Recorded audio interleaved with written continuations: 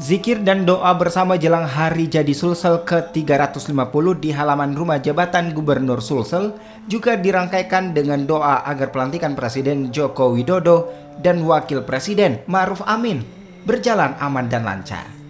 Gubernur Sulawesi Selatan juga berharap Indonesia aman dan damai serta tidak lagi terjadi konflik hingga menimbulkan korban.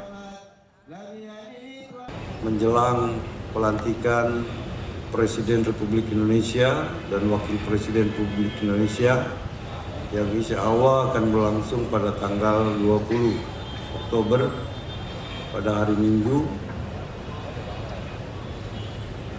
dan saya ingin menyampaikan kepada kita semua, mudah-mudahan zikir ini menjadi doa buat kita seluruh masyarakat Indonesia.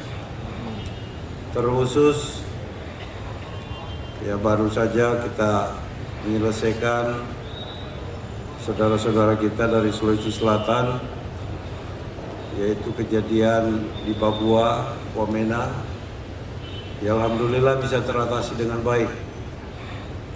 Dan tentu kita juga berdoa semoga Papua senantiasa segera kondusif dan saudara-saudara kita kembali lagi bergabung dengan saudara-saudara kita yang ada di Papua.